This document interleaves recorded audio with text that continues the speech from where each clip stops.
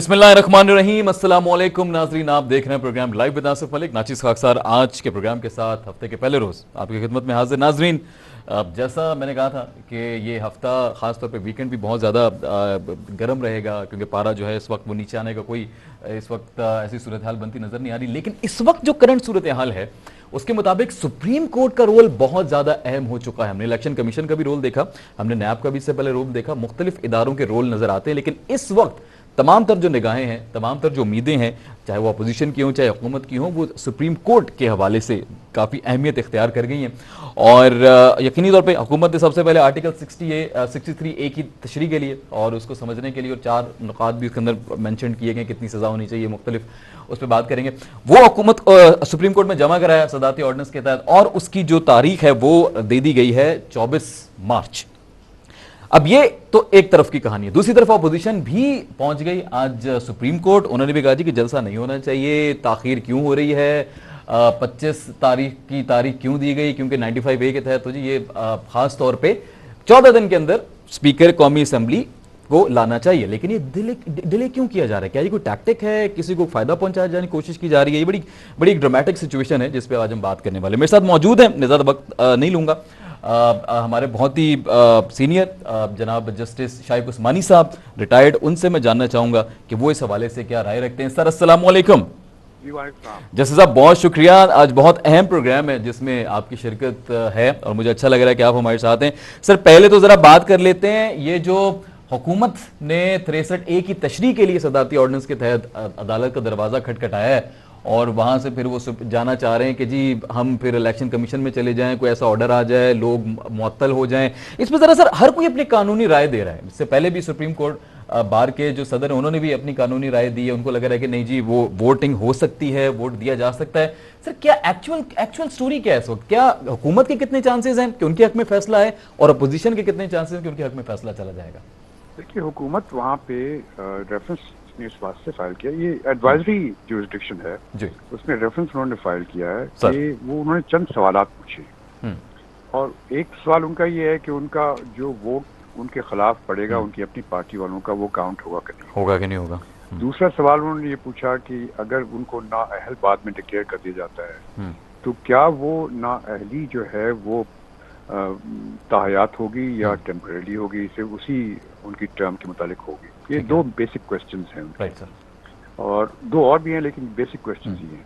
ठीक है, देखिए एक बात तो बड़ी क्लियर है, हाँ, और सुप्रीम कोर्ट ने ऑलरेडी कह दिया कि किसी का वोट को वो बर्खास्त नहीं करेगी। अच्छा, क्योंकि जो जब एक मेंबर पार्लियामेंट का है उसकी मेंबरशिप बरकरार है अपनी जगह पर और वो लीगल प्रोसेस से उसको कैंसिल नहीं किया गया, तो उसको राइट है कि वो अपना वोट दे, और अगर वो वोट दे तो उसका वोट काउंट होना लाजमी है। ये अलग बात है कि अगर उसने वोट दिया पार्टी के लीडरान की मर्जी के खिलाफ, तो लीडरान को ये हक हासिल है 63(1)A में कि वो उसको नोटिस दे करके कानूनी प्रोसेस को फॉलो करके उसको वो डी-सीट कर दें, उसमें डी-सीट हो जाएगा, लेकिन उसका वोट तो काउंट होगा अपनी जगह पर, वोट काउंट होगा। अच्छा, हुकूमत क्यों इतनी पुरुमीद नजर आ रही है कि वोट काउंट नहीं होगा? बैरिस्टर एतजाज हुसैन साहब ने भी इस पे बात की, उन्होंने कहा था कि जब तक वोट डला ही नहीं है, अभी तो ये एजम्पशंस है ना, एजम्प्ट कर रहे हैं आप, ये सोच रहे हैं कि ऐसा होगा या मुनरिफ हो चुके हैं वो, लेकिन अब तक उन्होंने वोट कास्ट नहीं किया है। जब तक वोट कास्ट होगा नहीं, वो पार्टी पॉलिसी के खिलाफ जाएंगे नहीं, तब तक कार्रवाई हो नहीं सकती। हुकूमत ये बात क्यों नहीं समझ पा रही है सर? वो क्यों इतने पुरुमीद है? वो तो नेचुरली ये तो सियासी बात है ना, इससे कानून से कोई ताल्लुक नहीं है। अच्छा, ये तो सियासी बात है कि वो नहीं चाहते कि किसी तरीके से जिन लोगों ने ऑलरेडी इंडिकेशन दे दी है कि वो हुकूमत के खिलाफ वोट देंगे, वो ही चाहते हैं कि किसी तरीके से उनका वोट काउंट ना हो। ये उनकी मर्जी है, ये विश लिस्ट है जिसको कहते हैं ना अंग्रेजी में। अच्छा, विश लिस्ट है, विश लिस्ट है। हाँ। अब वो तो कानून और चीज है, विश लिस्ट और चीज है। अच्छा। हम बहुत सी चीजें चाहते हैं करना, लेकिन कानून नहीं इजाजत देता तो नहीं कर सकते आप। ठीक हो गया। अभी थोड़े से इसमें मैं तुम्हारा 1-2 सवाल है, मैं चाहूंगा कि जरा अपोजिशन से कोई मैं ज्वाइन कर ले, साथ उनकी भी मैं वो हूं जब ये बात हो इस पे। अब जरा बात कर लेते हैं, ये जो अपोजिशन पहुंची है सुप्रीम कोर्ट आज, बिलावल भुट्टो साहब भी खास तौर पे और तमाम शहबाज शरीफ साहब भी और फजल रहमान साहब भी, ये इस शिकायत के साथ पहुंचे हैं जी कि ये जो अवामी जलसा हो रहा है ताकत दिखाए जाने का, ये नहीं होना चाहिए प्रॉपर, इसमें सर क्या राय रखते हैं? वैसे तो उमर रज़ा बंदियाल साहब के, चीफ जस्टिस पाकिस्तान साहब के कमेंट्स आए हैं उसके ऊपर, लेकिन क्या ये खासतौर पर जिस तरह अपोजिशन पहुंची है, क्या ये ठीक है? आपको लग रहा है कि आईनी रास्ता है ये, या वो ये भी कोई सियासी एक हरबा हो सकता है जिसको इस्तेमाल किया जा रहा है? देखिए, बात ये है कि ये वोट ऑफ नो कॉन्फिडेंस है। अच्छा, इसमें अवाम का कोई ताल्लुक है ही नहीं इससे। ठीक है। इसमें तो मेंबर्स ऑफ पार्लियामेंट ने दिखाना है कि वो वोट ऑफ कॉन्फिडेंस देते हैं प्राइम मिनिस्टर को कि नहीं देते हैं। ठीक है। तो इसमें अवाम की तो कोई गुंजाइश नहीं है। अब अवाम को अगर बीच में आप लाएंगे और जल्द से जुलूस करेंगे तो उससे आप इनफैक्ट आप इंटरफेयर करेंगे, ठीक है, प्रोसेस के, पार्लियामेंट के प्रोसेस को इंटरफेयर करेंगे। और उसके अलावा अगर आप अवाम को लेके आएंगे तो दूसरे जो ऑपोजिट लोग हैं वो भी अवाम को लेकर आएंगे। वो तो हो रहा है सर, लेके आएंगे। तो हमारे मुल्क में तो आपको पता है कि थोड़ी थोड़ी सी बातों पे लोग एक दूसरे को कत्ल कर देते हैं। लड़ाई झगड़ा तो अलग अपनी जगह पर। तो यहाँ पर ऐसी सिचुएशन क्रिएट करना जहाँ पे दो मुख्तलिफ राय के लोग इकट्ठे होते हैं और जुल्म से जुलूस होता है, शोर शराबा होता है, तो उसमें क्या कुछ नहीं हो सकता। आप कह रहे हैं अपोजिशन का जाना ठीक था? खतरा है। ठीक था अपोजिशन जो सुप्रीम कोर्ट गई है इस हवाले से, वो ठीक है, मतलब वो उनका आईनी हक है। जी सर, आपको मेरी आवाज पहुंच रही है? जी सॉरी, जी सर, मैं ये कह रहा हूँ कि आपको लग रहा है कि ठीक है अपोजिशन जो गई है आज वो ठीक था, वो बिल्कुल आईनी रास्ता बिल्कुल सही कोशिश कर रहे हैं कि ना हो। ये तो किसी सूरत में मेरे ख्याल में ये रूलिंग पार्टी की गलती है। उनको नहीं चाहिए था जलसा बुलाना, उसकी जरूरत नहीं है। ठीक है, सिर्फ असेंबली के मेंबरान को अपने लेके आना चाहिए। ठीक है, वो मामला खत्म हो जाएगा। ये तो एक अभी मैं किसी अपने दोस्त से कनाडा में बात कर रहा था, वो कहता है वहां पे तो हर दूसरे दिन वोट ऑफ नो कॉन्फिडेंस होता रहता है। अच्छा, तो ये कोई नई बात तो नहीं है स्टेट्स में, मुख्तलिफ स्टेट्स में। बिल्कुल। अच्छा सर, ये जो असद कैसर साहब के हवाले से एक बात चल रही है कि जी वो सपोर्ट कर रहे हैं पीटीआई को, उनकी तरफ से जो है बायस्ड रवैया है। शाहिदा रमानी साहब, आपको प्रोग्राम में खुश आमदीद, प्लीज साथ रहिएगा। तो सर इस पे जरा बात कीजिएगा, असद कैसर साहब के रोल को आप कैसा देख रहे हैं? आपको लग रहा है कि वो ठीक है, अपनी जगह पे आईनी रास्ता इख्तियार कर रहे हैं? अगर वो कर रहे हैं, उन्होंने 4 दिन का डिले लिया है, गो के उन्होंने रीजंस मेंशन किए हैं कि what is the specific reason for the delay, आपको लग रहा है कि ठीक है, ये इतना आइन में गुंजाइश है, अगर ओआईसी बीच में आ गई है तो इस पे ऑपोजिशन को समझना चाहिए? इसको जरा सर देखिएगा कानूनी पहलू में। देखिए, जहाँ पे असद कैसर साहब का रोल है वो स्पीकर है जी। स्पीकर जो है वो गैर जानिबदार होता है। ठीक है। वो हालांकि पार्टी का मेंबर होता है शुरू में, लेकिन जिस दिन वो स्पीकर बन जाता है उस दिन जिम्मेदारियां, वो पार्टी का मेंबर नहीं रहता। ठीक है। उसको एक गैर जानिबदार फैसला करना चाहिए। ठीक है। उसको आइन फॉलो करना चाहिए। अब जब आइन में लिखा हुआ है कि आप 14 दिन के अंदर आप ये जलसा कॉल करेंगे असेंबली का, लेकिन उसने 14 दिन के अंदर नहीं कॉल किया। क्यों कॉल नहीं किया? क्योंकि वो चाहता था कि टाइम दिया जाए इनको, ताकि वो ये जो चीजें तय हो जाएं, नायली का ओआईसी भी हो जाए, बड़ा इवेंट भी बीच में मुनक्किद हो जाए। तो ये तो सही नहीं है। और मेरे ख्याल में ऑल ड्यू रिस्पेक्ट, वो असद कैसर साहब का रोल बिल्कुल सही नहीं। अगर अपोजिशन, जिसमें बिलावल साहब कह भी रहे हैं कि इस पर हम एक्शन लेंगे और सुप्रीम कोर्ट जाएंगे इस पूरी सूरत हाल के ऊपर, अगर वो सुप्रीम कोर्ट जाते हैं तो क्या सुप्रीम कोर्ट के पास क्या इख्तियारात हैं इस पे एक्शन लेने के लिए स्पीकर के खिलाफ? देखिए, सुप्रीम कोर्ट तो छोड़े आप, उसके अगर एक्शन लेना चाहती है ऑपोजिशन पार्टी तो उनको उनके खिलाफ एक केस फाइल करना पड़ेगा, जो एक ट्राइब्यूनल है आर्टिकल 6 के तहत, कि वो कानून शिकनी की, उन्होंने आइन शिकनी की है, और उस सूरत में उनके खिलाफ कार्रवाई शुरू होगी। आर्टिकल 6 उसका क्या फैसला होता है ये तो मैं नहीं कह सकता पहले से, लेकिन वो कर सकते हैं, उनके पास हक है। अच्छा, ठीक हो गया। प्लीज सर हमारे साथ रहिएगा। हमें ज्वाइन किया है हमारी मोअज़्ज़ज़ मेहमान पीपल्स पार्टी से। मैम अस्सलाम वालेकुम। मैम बहुत शुक्रिया। जस्टिस शाइक उस्मानी साहब गुफ्तगू फरमा रहे थे, मैंने चाहा कि अपोजिशन की तरफ से आपसे आज बात हो साथ, क्योंकि हुकूमत की तो हम सुनते रहते हैं। अभी सर ये मैम ये बताइएगा कि ये जो डिले, जिसमें भी सबसे पहले मैं आपसे इसी से आगाज कर लेता हूँ कि ये जो असद कैसर साहब के रोल है, इस पे पीपल्स पार्टी खासतौर पे ज्यादा मुझे एक्टिव नजर आ रही है, और वो कह रहे हैं जी बिलावल साहब बड़े एक्टिव है इसके ऊपर कि मैं जाऊंगा, और 21 तारीख को होना चाहिए था, 21 को नहीं 25 को क्यों किया गया? तो ये असद कैसर साहब की सूरत हाल को आप किस तरह देख रही हैं पीपल्स पार्टी खासतौर पर इस वक्त? देखिए, जिस तरह अभी इस्माइल साहब ने बताया बिल्कुल वजह फरमाया, क्योंकि आइन और कानून के मुताबिक, और जिसका हम ओथ लेते हैं, एक तो एज ए मेंबर हम ओथ लेते हैं कि हम आइन के मुताबिक अपने तमाम तर फराइज अंजाम देंगे। फिर जब स्पीकर वोट लेता है तो वो गैर जानिबदारी का वोट लेता है, उसके लिए हर मेंबर जो है वो इक्वल होता है क्रॉस द पार्टी।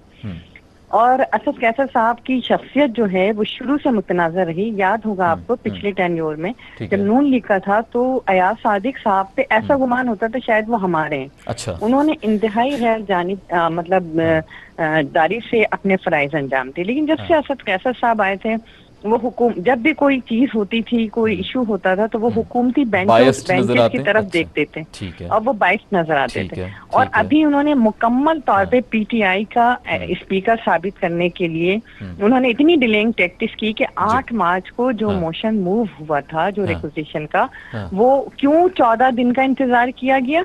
आज तो लास्ट डे था और इससे पहले इन्हें कर लेना चाहिए था। 14 दिन जो होता है वो लास्ट डे होता है, लेकिन इन्होंने 8 मार्च, ये तो इंतजार में थे ना कि जी आप जमा कराएं। आपको याद होगा 4 मार्च का, 5 मार्च का, 6 मार्च के मुख्तलिफ मिनिस्टर्स के वज़रा के स्टेटमेंट आ रहे थे कि जी आप मूव करें। अच्छा। और जब हमने मूव किया तो उसके बाद इन्होंने जब अपनी शिकस्त नजर आई तो इन्होंने डिलेइंग टैक्टिक्स की और इजलास नहीं बुलाया। और अब जो है ओआईसी के आड़ में ये छुपना चाहते हैं। इन्होंने सरासर आर्टिकल 6 मतलब इन पे लगता है। और ये हमने पीपल्स पार्टी ने हमेशा, जैसा आपने कहा कि चेयरमैन बिलावल भुट्टो जरदारी साहब इतना एग्रेसिव क्यों है, आप ये देखें कि हम लाखों का मजमा लेकर रैली लेकर आए हैं, अवामी रैली, और कितने पुरअमन तरीके से उन्हें मुंतशिर किया, घर भेजा। That was of course a great success for People's Party। ठीक है। और उसके बाद हमने अपना आईनी और कानूनी हक इस्तेमाल करते हुए उसी दिन ये रिक्विजिशन जमा कराई। और उसके बाद जो अपोजिशन का काम था हमने आईनी और जमहूरी रास्ता इख्तियार किया। और हम कानून की बालादस्ती चाहते हैं, हम पार्लियामेंट की सुपरमेसी पे यकीन रखते हैं, आइन पे, और हम यही चाहते हैं कि जो आईनी और कानूनी तरीका है उस पर इम्प्लीमेंटेशन की जाए। लेकिन आपने देखा कि आज किस तरीके से तस्दीक की गई, किस तरीके अच्छा, हॉर्स ट्रेडिंग के इल्जामात के हवाले से बड़ी सख्त जो है वो कुछ सजेशंस भेजी गई हैं सुप्रीम कोर्ट में, आपको पता सदारती ऑर्डिनेंस के हवाले से। तो ये हॉर्स ट्रेडिंग को इतना सीरियस ले रही है पीटीआई। इससे पहले भी मुझे याद है 89 में जब बीबी साहिबा के हवाले से जब ये अदम एतमाद की तहरीक आई थी, क्योंकि कामयाब नहीं हो सकी थी, उस वक्त भी हॉर्स ट्रेडिंग और ये तमाम तर चीज़ें हुई थी माजी में भी। और फिर ख़ास तौर पे नवाज शरीफ साहब की तरफ से 96 में इसको ऐड किया गया, फिर मुशर्रफ साहब ने 18th अमेंडमेंट करवाई है। तो अभी हॉर्स ट्रेडिंग के ऊपर क्या आप लोग भी नहीं चाहेंगे कि कुछ वाकई कुछ उसूल बनने चाहिए? अगर कोई पकड़ा जाए तो उसके खिलाफ कार्रवाई होनी चाहिए, चाहे आपकी पार्टी या कोई और पार्टी मुलव्विस हो, उसके खिलाफ कार्रवाई होनी चाहिए। हमेशा हॉर्स ट्रेडिंग के खिलाफ रही। यही वजह है कि हमारे दौर में इस तरह की लॉज बनाए गए। और जब सेनेट इलेक्शन हुए तो बाहिनी आपस में रिकंसिलेशन के साथ इस तरह तरतीब दिया गया कि हमने अपने अलायंस को या अपोजिशन को भी शामिल करके उसको हॉर्स ट्रेडिंग का हिस्सा नहीं बनने दिया। और आज भी जो मेंबरान इनकी अपनी नाकिस पॉलिसी से जो महंगाई है, बेरोजगारी है, जो मुल्क की मईशत और ज़राअत का और फंड पॉलिसी का सत्यानाश किया, वो मेंबर्स अब और खुद कहते थे ना इमरान खान साहब की इलेक्टेबल्स है। अब जब इलेक्टेबल्स अपने हलकों में जाएंगे तो किस मुंह से जाएंगे? क्योंकि उन्होंने तो अपने उस लीडर के बातों में आके कि जी एक तब्दीली आ रही है, महंगाई नहीं होगी, बेरोजगारी नहीं होगी, गुर्बत नहीं होगी, ये सारी चीजें तो उनके मंशूर का हिस्सा थी। और आपने देखा कि करप्शन नहीं होगी। और इस वक्त सबसे ज्यादा करप्शन है, बेरोजगारी है, महंगाई अपनी तमाम तर हदूद को क्रॉस करके आगे बढ़ चुकी है। तो लोगों की चीखें निकल रही, यही वजह है कि आम आदमी परेशान है। और जब ये अपने हलकों में जाएंगे इलेक्टेबल्स या एमएनएस तो उनको वो फेस करना पड़ेगा, जो कभी भी नहीं किया। आप कितनी पूरी उम्मीद है कि अदम एतमाद की तारीख कामयाब होगी इस वक्त तक, आज की तारीख तक, 21 तारीख तक, ओआईसी से पहले? देखिए जी, अल्हम्दुलिल्लाह अल्लाह का शुक्र है कि इस वक्त अपोजिशन के पास अददी अक्सरियत है। यही वजह है कि हुकूमत जो है, हुकूमत ने जब 14 अरकान को शुकास दिए बगैर किसी जुर्म के, तो अब हुकूमत तो अपनी अददी अक्सरियत खो चुकी है। होना तो ये चाहिए था अखलाकी तौर पे कि ये अपना रिजाइन देते और घर चले जाते। ठीक है, ओआईसी पे बात कर लीजिएगा मैम, फिर मैं शायद उस्मानी साहब से भी एंड करूंगा। ओआईसी होने वाला इतना बड़ा इवेंट है, क्या इतना मार्जिन भी नहीं दिया जा सकता असद कैसर साहब को कि वो चाह रहे हैं कि ओआईसी पहले हो जाए, पहले हुकूमत मसरूफ है, 25 को हो जाए तो ओआईसी क्या? और खासतौर पे बिलावल भुट्टो साहब काफी अग्रेसिव नजर आ रहे हैं ओआईसी के हवाले से, जबकि उनकी वालिद साहब पाकिस्तान के बहुत बड़े, मैं कहता हूं कि मोहसिन भुट्टो साहब का ब्रेन चाइल्ड है, ये उन्हीं की वजह से ओआईसी यहां तक पहुंचा है। तो उसके ऊपर क्या हम थोड़ा सा लाइट रवैया पाकिस्तान के बेहतरी के लिए अख्तियार नहीं कर सकते? कैसे देखती हैं आप? देखिए जी, ओआईसी तो इशू था ही नहीं। मैंने जैसे कि अर्ज किया 8 मार्च को हमारा इख्तिताम हुआ। किस लास्ट डेट है? ठीक है, लॉन्ग मार्च के अख्ताम 8 मार्च को, 8 मार्च को हमने रिक्वेजिशन जमा करा दी।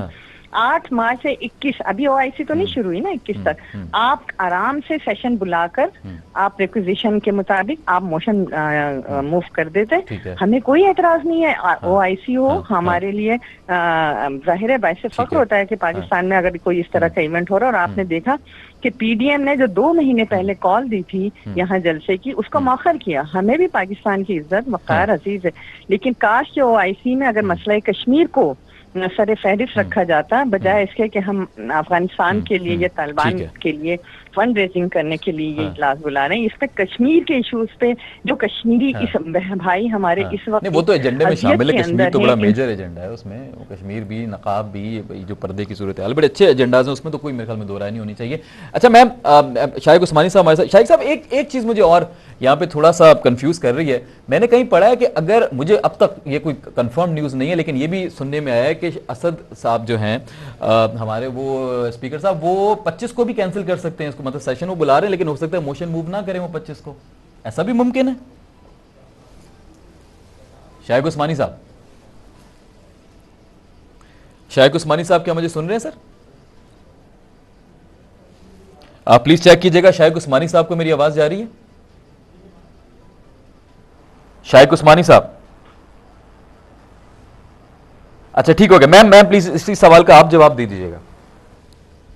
जी अगेन रिपीट कीजिए। जी मैम, ये सुनने में आ रहा है कि असद साहब जो हैं, स्पीकर साहब, हो सकता है कि वो असद कैफ साहब 25 को भी शायद मोशन मूव ना करें, वो हो सकता है इजलास पहले ही बर्खास्त कर दें, इससे पहले कि मोशन मूव हो। तो इसके ऊपर भी कुछ तैयारी है? इनकी जो है वो नियतें मैं आपको बता रही हूँ कि असद कैसर साहब जो हैं वो खुद डिस्प्यूट हो गए हैं, बाइस्ड हो गए हैं, जिसकी वजह से वो इस तरह की हरकत कर रहे हैं। उन्होंने आइन की वायलेशन की, आइन को तोड़ा, और आज जो है इतना बड़ा वो जुर्म कर चुके हैं, तो कुछ भी उनसे बैद नहीं है कि वो कर सकते हैं। ठीक हो गया, ठीक है। मुझे बताया जा रहा है शायद शाइक साहब हमारे साथ नहीं है। मैम बहुत शुक्रिया आपका, आपने बात की, थैंक यू सो मच। यकीनी तौर पर मुझे ओआईसी भी मजीद आगे मेहमान ज्वाइन करेंगे, उनसे मैंने बात करी, बहुत बड़े इवेंट है पाकिस्तान के लिए। पीपल्स पार्टी खासतौर पर भुट्टो साहब की खिदमत को कभी भी फरामोश नहीं किया जा सकता। Thank you so much for your time ma'am. Justice साहब को बहुत शुक्रिया, उन्होंने वक्त दिया। नाज़रीन, एक छोटा सा ब्रेक है, ब्रेक से वापस आने के बाद बात करेंगे ओआईसी की इंपॉर्टेंस पे, उसके एजेंडे पे, और ये जिस वक्त में ओआईसी हो रही है इस वक्त में क्या ये नेगेटिव साबित हो सकती है, इसके असरात पॉजिटिव होंगे, इस पर बात करेंगे। कहीं मत जाइएगा, देखते रहिए स्टार न्यूज़। जी नाज़रीन, वेलकम बैक। लौट कर वापस आ चुके हैं और बात करेंगे अब ओआईसी के हवाले से। एक बहुत बड़ा इवेंट, तारीखी इवेंट, बहुत ज़्यादा अहमियत हासिल है ओआईसी को, खास तौर पे पाकिस्तान के हवाले से, इसलिए क्योंकि जब ओआईसी को बनाया गया तो उसमें भी भुट्टो साहब का बड़ा अहम रोल था, और पाकिस्तान ने हमेशा से बड़ी अच्छी उम्मीद रखी कि ओआईसी को रोल प्ले करना है और एक दिन आएगा जब ओआईसी फाल होगा। अब ओआईसी फाल क्यों नहीं, गो के यूनाइटेड नेशन के बाद दुनिया में दूसरा सबसे बड़ा इतना इदारा है, ख़ास तौर पे जिसको इतनी खास तौर पे बड़ा इदारा कंसिडर किया जाता है। इमरान खान साहब भी अक्सर ओआईसी का जिक्र करते हैं, मुख्तलिफ लीडरान बात करते रहते हैं कि कश्मीर के हवाले से जितने भी एजेंडाज हैं, चाहे पैलेस्टीन के हवाले से हो, चाहे अफगानिस्तान की सिचुएशन हो, चाहे इस्लामोफोबिया हो, चाहे पर्दे की अहमियत के हवाले से हो, जितने बैन लगाए जा रहे हैं, इस तमाम तर सूरत हाल के ऊपर कहा जाता है कि ओआईसी अगर रोल अपना प्ले करे ठीक ठाक तो अच्छी आवाज़ एक दुनिया में बुलंद हो सकती है, और कुछ इस तरह की जो खासतौर पे माजी में हमने देखे कामयाबियां हासिल हुई भी हैं। अब ये जो ओआईसी की कॉन्फ्रेंस है, ये कितनी इंपॉर्टेंट साबित होगी। 48th कॉन्फ्रेंस है जो पाकिस्तान में मुनक़्क़िद की जा रही है, 22 और 23 तारीख को, कल से उसका आगाज़ हो जाएगा, 23 को भी जारी रहेगी। तो मेरे साथ सबसे पहले हमारे बहुत ही मोअज़्ज़िज़ डॉक्टर जमील खान साहब मौजूद हैं, साबिक सफ़ीर हैं, तज़कियाकार हैं, उन्हें प्रोग्राम में वेलकम करूँगा। सर अस्सलाम वालेकुम। वालेकुम अस्सलाम। डॉक्टर साहब बहुत शुक्रिया, आपने वक्त दिया, it's always a pleasure having you on the show. Doctor साहब, आप सफ़ीर रह चुके हैं, आप इस्लामी ममालिक में सफ़ीर रह चुके हैं, आप जज्बात से वाकिफ़ हैं, आप सियासी उमूर से वाकिफ़ हैं, आप डिप्लोमेटिक जो टाइज होते हैं उनसे वाकिफ़ हैं। सर, इस ओआईसी की सबसे पहले अहमियत पे बात कर लेते हैं, उसके बाद एजेंडे पे बात करेंगे। इसकी अहमियत को आप कैसा देख रहे हैं, प्लस सियासी सूरत हाल जो इस वक्त चल रही है पाकिस्तान में, उसको भी मद्देनजर रखते हुए बताइएगा कि ये हमारे लिए कितनी सूदमंद साबित हो सकती है या कोई नेगेटिव इंपैक्ट भी आ सकता है पाकिस्तान के ऊपर? नेगेटिव इम्पैक्ट का तो कोई चांसेस मुझे नजर नहीं आ रहे हैं, और खासतौर पर अगर आपने सियासी मंजरनामे के हिसाब से बात की है, तो सारी की सारी बरादर मुल्कों ने इस पे खदशात का इज़हार किया था, या नी जर्क बयान एक आ गया था बिलावल भुट्टो जरदारी का, लेकिन उसकी फौरी तौर पर क्लैरिफिकेशन आ गई दोनों तरफ से, तो लिहाजा उसका तो मुझे कोई नेगेटिव इमेज नजर नहीं आ रहा है। रहा सवाल at a very crucial time this OIC meeting, जो काउंसिल ऑफ फॉरेन मिनिस्टर्स की मीटिंग हुई है 10 ऑफ ये मीटिंग यकीनन इस वक्त जबकि पूरी दुनिया में हुआ है एक पूरे मंजरनामे में ये मीटिंग का होना, जहां पूरी दुनिया की तवज्जो यूक्रेन और रशिया पर है, और उस वक्त हमने यहाँ ये मीटिंग कॉल की है और हम इसकी मेजबानी कर रहे हैं। जाहिर है कि ये काफी पहले तय हो चुका था, हमें नहीं पता था कि दुनिया में कोई और भी भूचाल आ जाएगा, लेकिन जब दुनिया में किसी और किस्म का कॉन्फ्लिक्ट और बड़ा कॉन्फ्लिक्ट आ जाए तो जो छोटे कॉन्फ्लिक्ट होते हैं या दूसरे मसाइल होते हैं वो थोड़े से दब से जाते हैं। जैसे मिसाल के तौर पर अफगानिस्तान जो है अभी थोड़ा सा बैक बर्नर पे इसलिए चला गया है कि यूक्रेन और अफगानिस्तान यकीनन हम डिस्कस करेंगे इस OIC के जो 48 बिल्कुल उनको शामिल भी किया गया, शामिल भी किया गया, पिछली दफा भी दिसंबर में शामिल किया गया था, और यही हमारी कोशिश काविश थी क्योंकि हम सबसे ज्यादा इससे इफेक्ट होती हैं। लिहाजा लेकिन अब तक अफगानिस्तान की रुकनियत बहाल नहीं हुई है, रुकनियत के हवाले से मेरे ख्याल में भी क्वेश्चन मार्क है, उस पर क्या लग रहा है आपको रुकनियत के हवाले से भी अफगानिस्तान की? जी हाँ, उसमें वो आपने इस्लामिक ममालिक और इसकी OIC की बात की। OIC आपने सही इंट्रो में बताया कि अक़वाम मुत्तहिदा के बाद ये सबसे बड़ी तंजीम है जिसको कहते हैं रीजनल ऑर्गेनाइजेशन, और ये रीजनल ऑर्गेनाइजेशन कवर्ड है chapter 8 of the United nation charter, और उसको स्ट्रेंथ हासिल है यूनाइटेड नेशन चार्टर की। एक बहुत बड़ी जमात, बड़ी जिससे का ग्रुप है, जिस तरह की यूरोपियन यूनियन हो गया बल्कि, और इसमें सिर्फ फर्क ये है यूरोपियन यूनियन या नेटो और इसमें OIC में कि OIC की कोई अपनी ऐसी इम्प्लीमेंटिंग मैकेनिज्म नहीं है। ठीक है कोट करता हूँ मैं, इस्लामिक मिलिट्री बनाई, उसका ट्रम्प का ख्याल था कि वो इस्लामिक ममालिक के लिए नेटो का काम करेगी। अगर हिकमत OIC वाकई में ये कर लेते तो काफी बेहतरी इसमें आ जाती। इसलिए जितनी भी इन्होंने रेजोल्यूशन पास की हैं उसमें इम्प्लीमेंटेशन बहुत कम नजर आई है, चाहे वो कश्मीर हो या पैलेस्टीन हो या। सर एक चीज बड़ी इंपॉर्टेंट जो है वो हुई है अभी कुछ हफ्ते कबल, बल्कि एक हफ्ते कबल कह लीजिए, 1.5 हफ्ते कबल, 15 मार्च जो है इस्लामोफोबिया, वो अब वो मंजूर होने के बाद अब OIC हो रही है, तो उससे एक तो बड़ी तकवीत मिली है, खासतौर पे इमरान खान साहब के इस एजेंडे को भी और पूरे मुसलमानों के लिए जो चाहते हैं, और सिर्फ पाकिस्तान नहीं, खासतौर पे दीगर ममालिक भी चाहते हैं कि इस्लामोफोबिया को जो है वो अब खत्म करना है। तो कितना इंपॉर्टेंट होगा सर OIC इस्लाम के हवाले से और इस्लामोफोबिया के हवाले से? नहीं, ये देखिए इसकी बुनियाद पड़ी है। अगर आप इसका प्रीएम्बल देख लें तो प्रीएम्बल में दिया हुआ है कि इस्लामी इक़्तिदार को आगे बढ़ावा दिया जाएगा, और साथ साथ इस्लामिक ममालिक के सॉलिडरिटी के लिए उन्होंने किया हुआ है। ये सारे उनके प्रीएम्बल, और आर्टिकल 1 उनका है, उसका सब आर्टिकल 8 है, उसमें पैलेस्टीन वगैरह का भी जिक्र किया गया है। तो ये सारी चीजें कवर्ड हैं OIC के चार्टर में। तो यकीनन इस वक्त 15 मार्च को देखिए पाकिस्तान की ये बहुत बड़ी कामयाबी एक लिहाज से है, और ये लीगल ठीक है इसको थ्रू लीगल डिप्लोमेसी हमने अचीव किया है टारगेट पूरे इस्लामिक उम्मा के लिए। 55 ममालिक ने को स्पॉन्सर किया हमारी रेजोल्यूशन को, नहीं पाकिस्तान की रेजोल्यूशन को। तो ये काबिल सताइश बात है। इसको अगर मॉडल बनाया जाए, देखिए 55 ममालिक हमें इसे कर रहे हैं, इस मॉडल को अगर हम 57 ममालिक 55 ममालिक मिलकर अगर कोई रेजोल्यूशन पास करते हैं और उसको अगर इम्प्लीमेंट कराने के लिए बाकी जरा इस्तेमाल करते हैं, मसलन जिस तरह की यूरोपियन यूनियन सैंक्शन लगा देती है उन ममालिक पर जो उनकी बात नहीं मानते, या US लगा देता है सैंक्शन जो उनकी बात नहीं मानते हैं। ठीक हो गया। अच्छा सर, एक अभी आपने बात की खास तौर पे, अच्छा जी कंप्लीट कर लें। मैं यही कह रहा हूं कि अगर OIC के ममालिक इसी मॉडल को और इसी तौर तरीके को अगर अपना लें तो कोई मसला नहीं रह जाता। हमारे जो उसके चार्टर है, उस चार्टर में जो मुस्लिम सॉलिडरिटी का जिक्र आया है, जो मुस्लिम पॉपुलेशंस में जो कॉन्फ्लिक्ट है, चाहे वो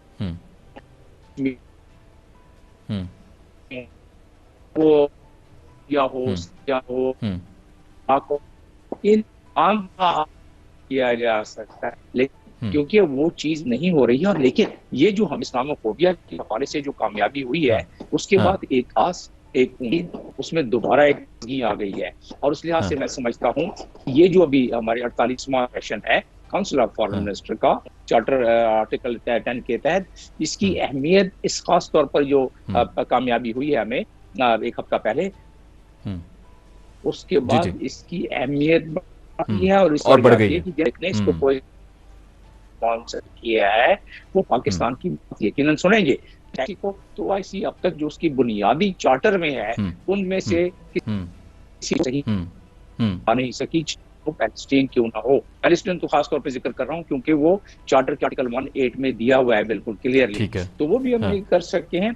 और उसमें जब मस्जिद अक्सा जब उन्होंने तल अवीव से इजराइल ने दारुल खिलाफा जब शिफ्ट किया अपना इसमें यरूशलेम में, तो उस वक्त भी मुस्लिम उम्मा अपने अपने ये मेंबर स्टेट जो हैं OIC के अपने अपने मफाद की खातिर उन्होंने इज्तनाब किया इस पे ज्यादा आवाज उठाने के लिए कि कहीं इजराइल और अमेरिका नाराज ना हो जाएं। तो इस किस्म की हिकमत अमली आहिस्ता आहिस्ता अगर उससे इज्तनाब करें और एक आवाज हो कि अगर वो अपने मुद्दा बयान करें दुनिया के सामने, तो काफी उसमें पजीराई और काफी उसमें एक्सेप्टेंस हो सकती है। उस लिहाज से पाकिस्तान का ये जो इस वक्त मेजबानी है और ये सेशन हमारा चल रहा है 22 तारीख से लेके, तो वो यकीनन एक कलीदी अहमियत रखता है। ठीक हो गया सर। इमरान खान साहब, ये खासतौर पे रूस और यूक्रेन के हवाले से जो आपको पता है, जब इशू सामने आया तो दबाव डाला गया पाकिस्तान पर बयान देने के लिए। तो खासतौर पे आपने देखा इमरान खान साहब ने बड़े क्लियर अल्फाज में कहा नहीं जी आप पहले इंडिया को तो जाकर बोलो। तो इस बयान को और फिर कल की गुफ्तगू में इमरान खान साहब ने अप्रिशिएट किया इंडिया को कि उनका जो खासतौर पे जो भी बयान है और जिस तरह वो खुद न्यूट्रल रहते हैं, किसी में इंटरफेयर नहीं करते, उनकी खारजा पॉलिसी की तारीफ की, इसको इंडिया में बड़ी पजराई मिल रही है। तो इस पर सर प्लीज राय दीजिएगा। जी हाँ, देखिए खारजा पॉलिसी हमारे कायदे आजम मोहम्मद अली जिन्ना से ज्यादा बेहतर कौन दे सकता था। उन्होंने भी तो यही बताया ना कि हमने अपनी न्यूट्रल पोजीशन रखनी है, हमने सबसे बराबरी के बुनियाद पर हमने अपने ताल्लुकात रखने हैं, हमने मुस्लिम उम्मा के लिए उनके फलाह व बहबूद के लिए काम करना है और सारे ममालिक के साथ दोस्ताना और बरादराना और नेबरिंग कंट्रीज के साथ भी दोस्ताना और बरादराना ताल्लुकात रखने हैं। तो ये तो सारी चीजें एक लेट डाउन हमारी फॉरेन पॉलिसी की इब्तिदा से शुरू है, लेकिन फॉरेन पॉलिसी एक इवॉल्विंग मैकेनिज्म है। उस इवॉल्विंग मैकेनिज्म में दुनिया के हालात और वाकयात के साथ साथ हमारे फॉरेन पॉलिसी और हमारे इंटरनल मामलात के को भी देखते हुए वो एडजस्ट होती जाती है। हम बिल्कुल ये कह सकते हैं एब्सोल्युटली नॉट, हम बिल्कुल ये कह सकते हैं कि ये 22 जो है उन्होंने किस तरह ये की डिप्लोमेटिक नॉर्म्स के बिल्कुल खिलाफ है, कहीं नहीं देखा जाता है। इंडिया में उन्होंने ये बात नहीं की, यहाँ हमारे पास ये बात की, ये सारी दोस्त है नहीं मजबूत होती है कि आप घर पर मजबूत होते हैं। आपके पास इस वक्त 62-67 बिलियन डॉलर का मकरूज है पाकिस्तान। दुआ ये करके करनी चाहिए कि पाकिस्तान अपने पैरों पर खड़ा होना, पॉलिसी मजीद मजबूत होगी, उतनी ही आपकी बात मानी जाएगी। ये बड़ा सिंपल सा मैकेनिज्म है। ठीक है इस तमाम डिप्लोमेटिक और जी ठीक हो गया सर। करंट OIC के इजलास में, कॉन्फ्रेंस में कितनी अहम करारदादें मंजूर होते देख रहे हैं आप? जी हाँ, उसमें तो करारदादें तो काफी मैं समझता हूँ कि तकरीबन 3-4 दर्जन बड़े आसानी से होंगी करारदादें पास इस दफा। और बल्कि जो इम्पोर्टेंट आपको लग रहा है कि बहुत ज्यादा एक अहम जो कश्मीर का अफगानिस्तान का पैलेस्टीन का जिक्र आप देखेंगे और उस पर हमारी रेजोल्यूशन पास होती नजर आती है। और यूनिटी के बारे में, साइंस टेक्नोलॉजी के बारे में, इस्लामिक बैंकिंग के बारे में, जस्टिस एंड डेवलपमेंट के बारे में, that is alignment with the sustainable development goal in the member countries. सारी बातों का जो है वो जैसा कि महसूस हो रहा है एजेंडे से। तो ये उस लिहाज से देखा जाए तो एक ब्रॉड बेस्ड जो थीम कहते हैं इसको कि यूनिटी, जस्टिस एंड डेवलपमेंट, तो थीम इसकी ये है। और इस थीम के इर्द गिर्द दर्जनों किस्म के जो रेजोल्यूशन पास होंगे और मुझे कभी उम्मीद है कि रेजोल्यूशन पास हो जाएंगे। लेकिन होता यही है कि सरे महफिल वो ख्वाबों के महल तामीर करते हैं, फकत तकरीर करते हैं। OIC का तो वतीरा है होते रहें और उसको आगे जाकर उस पर प्रेशर रहे तो कुछ न कुछ इसमें मामूल काटने के। ठीक हो गया। मेरी कोशिश है, आज प्रोग्राम में हमने कोशिश की है मीर अली खान साहब भी में ज्वाइन करें। यकीनी तौर पे मसरूफ शख्सियत है, हमने चाहा कि उनसे ज़रा फाइनेंशियल एस्पेक्ट भी डिस्कस कर लें। यकीनी तौर पे काफ़ी एक्सपोजर रखते हैं इस हवाले से और सियासी हवाले से भी। मैं आपसे भी ज़रा इसी हवाले से बात करना चाहूँगा, ये इसको फाइनेंशियली कितना बेनिफिशियल देख रहे हैं आप इस OIC को? क्या इससे ट्रेड रवाबित में बेहतरी आएगी पाकिस्तान में और दीगर इस्लामी बरादर ममालिक में? देखिए, अगर इसकी रूह को देखा जाए, इसके चार्टर को, क्योंकि कोई भी ब्लॉक हो जो कि अक़वाम मुत्तहिदा के चार्टर चैप्टर 8 के तहत बनता है, जैसे मैंने पहले एग्जांपल दिया आपको, उसमें यूरोपियन यूनियन हो गया, अफ्रीकन यूनियन हो गया, उसमें ये गल्फ स्टेट के हमारे जो हैं वो हो गए, सारे जितने भी हमारे ब्लॉक्स हैं उन या शंघाई कोऑपरेशन ऑर्गेनाइजेशन हो गया, ईसी हो गया, जितने ब्लॉक हैं ब्लॉक के फलाह बहबूद का जिक्र शामिल है, आपस में राह रस्म का जिक्र, ट्रेड का जिक्र शामिल है। बिल्कुल ये हो सकता है, लेकिन इस पर कभी कोई काम खास हुआ नहीं है कि ओआईसी ममालिक आपस में ट्रेड के हवाले से कोई ट्रेड एग्रीगेशन तो है, लेकिन इस्लामिक बैंकिंग जो वो है वो हमारे पास chamber of Islamic chamber of commerce and industries हमारे पास हेडक्वार्टर उसका है, साइंस एंड टेक्नोलॉजी का हमारे पास है पाकिस्तान के पास। तो ये इस चैम्बर का मकसद यही है, जो हमारे मुल्क में हेडक्वार्टर है जिसका वो ओआईसी का ही है, तो उसकी चार्टर के तहत बनाया गया है। तो उस लिहाज से ट्रेड और कॉमर्स में भी अगर ये 57 ममालिक आपस में सिर्फ ये डिसाइड कर लें कि हम आपस में ट्रेड को बढ़ावा देंगे, तो फिर इनके बहुत सारे मसाइल वैसे ही हल हो जाते हैं। इस काम करने की जरूरत है, इसमें लीडरशिप जो है 57 ममालिक में जो अच्छे चीदा लीडर्स हैं, उनको चाहिए कि इस जोड़कर बैठे, इसलिए कि पाकिस्तान इसके पैटर्न में से है और पाकिस्तान का खून पसीना दिया है हुआ। बिल्कुल ऐसी। सर, चाइना का रोल देख लेते हैं। अब चाइना के भी वजीर खारजा पहुंच गए पाकिस्तान, हिज एक्सेलेंसी, उनको भी शामिल किया गया और परेड भी देखेंगे। तो चाइना को शामिल किया जाना, इस फैसले को कैसे देख रहे हैं सर ओआईसी में? देखिए, जितने भी ब्लॉक होते हैं इसमें उसको ऑब्जर्वर स्टेटस दिया जाता है। चाइना एक ऑब्जर्वर स्टेटस के तौर पे है। चाइना मुस्लिम ममालिक में चाइना की काफी अच्छे मरासिम है, ठीक है, सऊदी अरब से लेके बाकी तमाम ममालिक, तो उनको ऑब्जर्वर स्टेटस दिया गया, जो कि अच्छी बात। चाइना एक होल्डर है इस रीजन में, और चाइना की जो इकोनॉमी है 17.6 ट्रिलियन डॉलर की इकोनॉमी है। चाइना दुनिया का सबसे बड़ा मैन्युफैक्चरिंग कंट्री है 2010 से, चाइना दुनिया का ट्रेडिंग कंट्री है 2013 से। तो चाइना से तो अगर ऑब्जर्वर स्टेटस उसको ओआईसी ने दिया है, जो कि बहुत अच्छा काम किया है, और उससे ये है कि एक ऑब्जर्वर स्टेटस की वजह से भी उनकी महंगी उस प्लेटफॉर्म से या उस से बढ़ जाती है, और चाइना बिल्कुल चाहेगा। इस वक्त रशिया तौर पर जो ओआईसी कंट्रीज हैं या इस्लामिक कंट्रीज हैं, उसमें बहुत तेजी से सराहियत कर रहा है, और उस लिहाज से देखा जाए तो उनकी यहाँ अराइवल, उनकी पार्टिसिपेशन, और ऑफ कोर्स हमारे परेड में वो शामिल हो रहे हैं ये तमाम फॉरेन मिनिस्टर्स, ये हमारे लिए बड़ी पजीराई वाली बात है। ठीक है सर, आखिरी मेरा आपसे सवाल होगा, बिल्कुल आपने सही कहा, आखिरी सवाल होगा, फॉरेन पॉलिसी पे आपने बात कर ली, इमरान खान साहब के रोल को यहाँ पे थोड़ा सा देख लेते हैं। भुट्टो साहब के हवाले से हमने बात की, इमरान खान साहब काफी एक्टिव नजर आते हैं इस्लामोफोबिया के हवाले से भी। दुनिया को मुत्तहिद करना है हमें, आपको बताया कि एक स्टैंड लेना है, हम डिक्टेटरशिप बर्दाश्त नहीं करेंगे, हम फॉलोअर्स नहीं रहेंगे, मुस्लिम उम्मा को भी कोई इसी तरह के पैगाम उनको जाते हैं उनके।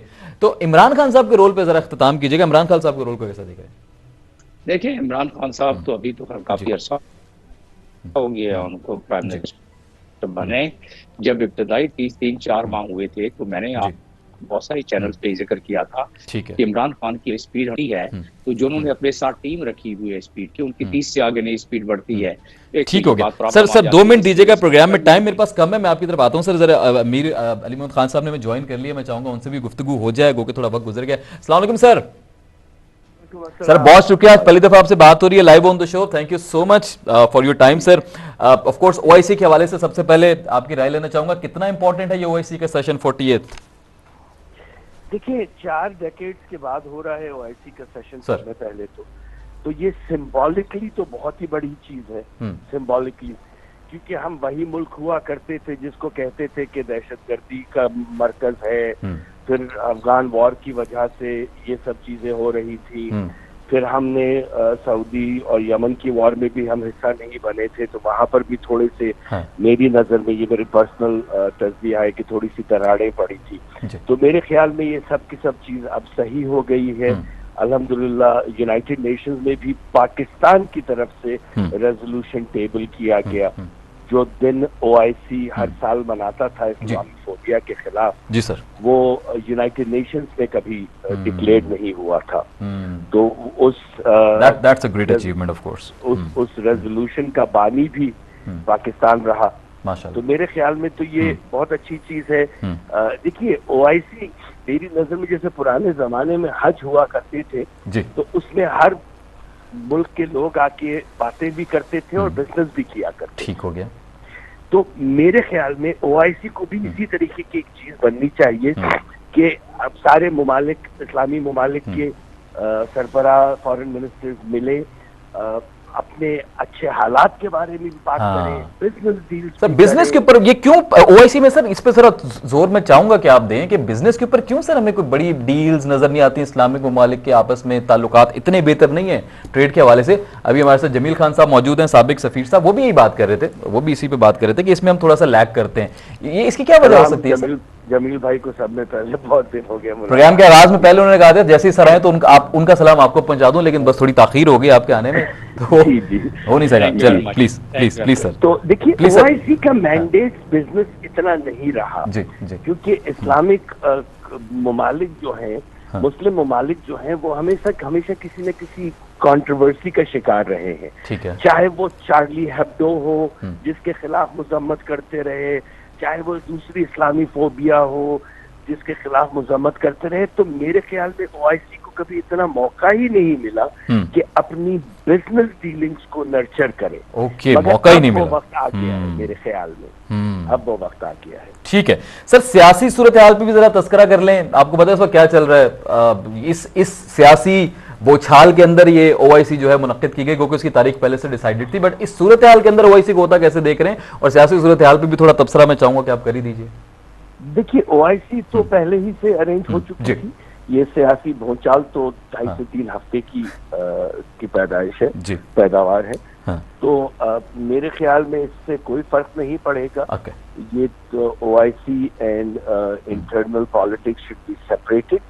और दूसरी बात जो मैं कहूंगा, जो मेरा पर्सनल ओपिनियन है, जिसको इमरान खान को हटाना हो रेजिग्नेशन दे, PTI से इलेक्शन लड़े और उसके बाद जाके इमरान खान की हुकूमत को गिरा दे, अगर आप गिरा सकते हैं। ठीक है, क्योंकि अगर ये हॉर्स ट्रेडिंग को हमने बंद नहीं किया तो ये हर एक को फाइट बैक करेगी। ये करती रही है और करती, हुकूमत का हटना बड़ी बात नहीं है। जिस तर्ज अमल से हटाया जा रहा है सही है, 100% हटाए, आए, ठीक है, वोट करें। सर लेकिन मैं अभी माजरत में आपको डिस्टर्ब कर रहा हूं, लेकिन बीच में एक थोड़ा सा पॉइंट ऐड कर दूं। शायद उस्मानी साहब, जस्टिस साहब का जस्टिस हमारे साथ है हाई कोर्ट के, वो कानूनी पहलू पे बात कर रहे थे, इसी हवाले से सियासी पहलू पे।